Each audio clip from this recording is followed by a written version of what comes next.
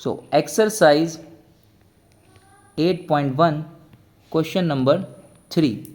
सो इस क्वेश्चन में आपको गिवन है, क्या गिवन है, sine A is equal to 3/4, ये आपको गिवन है and you have to find out the value of cos A क्या होगा ये आपको निकालना है, और tan ए हो क्या होगा ये आपको निकालना है।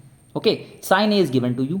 सो एज वी हैव हमें पता है कि भाई sine theta is equal to perpendicular upon hypotenuse होता है, ये हमें पता है और ये हमें दिया है। अगर दोनों को अगर हम कंपेयर करें तो हम कह सकते हैं कि भाई ये मेरा P है और ये मेरा H है, बट ये एग्जैक्टली P और H नहीं है, ये लेंथ नहीं है। Okay, it's a ratio, it's 3/4 is just a ratio.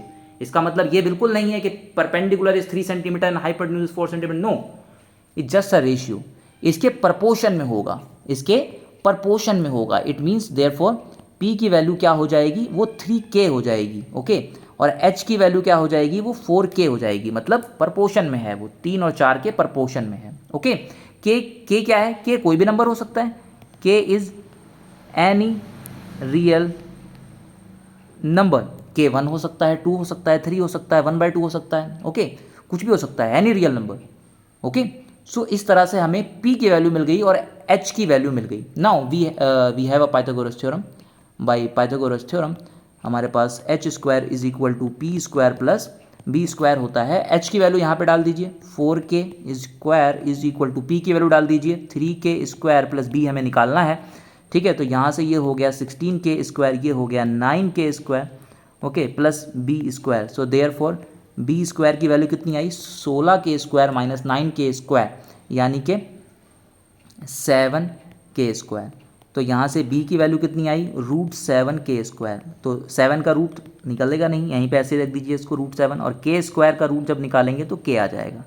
Okay, ये आपको पता है कि भाई अगर अंदर k² है तो स्क्वायर से ये रूट ख़त्म, तो this comes out to be k। Okay, ठीक है ना, ये याद रखना है आपने। ठीक, क्लियर, हमेशा यही करना है आपने, तो इसलिए इसको एक बार दिमाग में सेट कर लेना है कि भाई हमेशा इस तरीके से ही करके आपको b या h या p जो भी अननोन है वो इस तरीके से ही निकलेगा।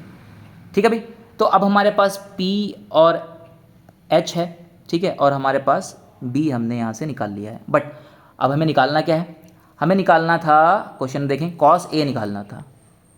तो cos A की जो वैल्यू होगी वो क्या होगी, cos A का फॉर्मूला क्या होता है, cos थीटा का फॉर्मूला क्या होता है, cos थीटा का फॉर्मूला होता है बेस अपॉन हाइपोटेन्यूज। तो बेस क्या है यहाँ पर, बेस अभी निकाला हमने √7k, और हाइपोटेन्यूज कितनी है 4k, तो k से k ख़त्म, so this comes out to be √7/4। cos A समझ में आ गया, cos A निकल गया हमारा। ठीक है, सिमिलरली अब हम tan A निकालेंगे। tan A क्या होगा, tan A का फॉर्मूला क्या है, परपेंडिकुलर अपॉन बेस।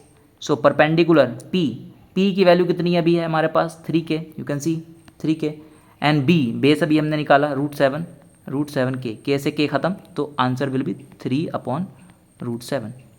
क्लियर, तो इस तरीके से हमने यहाँ से cos A की वैल्यू निकाल दी और tan A की वैल्यू भी निकाल दी।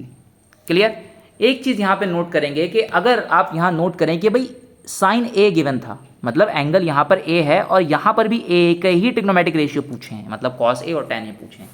इसीलिए जो इसके लिए P होगा, ओके, जो इसके लिए P होगा वही, जो इसके लिए H होगा वही इनके लिए भी वही P और H होगा, B होगा। ठीक है, H तो सबके लिए सेम ही होता है, हर ट्रिग्नोमेट्रिक रेशियो के लिए वो तो फिक्स होता है, बट P और B में हमें देखना पड़ता है कि एंगल क्या है। बट सिंस यहाँ पर एंगल सेम है, मतलब जो गिवन है उसमें भी वही एंगल है, एंगल A, और जो पूछा है उसमें भी वही एंगल है, एंगल A, तो यहाँ पर हमें कुछ भी सोचने की ज़रूरत नहीं है। मतलब जो इसके लिए P और B होगा वही इसके लिए भी P और B होगा, तो यहाँ पर कोई भी डाउट नहीं होना चाहिए। क्लियर, ओके, ठीक है, नेक्स्ट क्वेश्चन।